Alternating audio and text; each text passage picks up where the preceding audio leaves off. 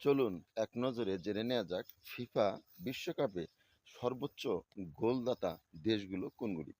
এর ভিতরে আমরা নাগরিক টেলিভিশন থেকে যে তথ্যটি সংগ্রহ করেছি, ওয়ার্ল্ড বিশ্বকাপে সর্বোচ্চ 5টি দেশকে সিরিয়ালে আনা হয়েছে, যারা যারা বিশ্বকাপে সর্বোচ্চ গোলদাতা হিসেবে বিবেচিত। 1 নম্বরে রয়েছে ব্রাজিল। 5বারের বিশ্ব চ্যাম্পিয়ন ব্রাজিল সর্বোচ্চ 237টি গোল করে সবার শীর্ষে অবস্থান করছে। দ্বিতীয় পর্যায়ে আছে জার্মানি 232 গোল করে, এবং তৃতীয় অবস্থানে আছে আর্জেন্টিনা 152 গোল করে।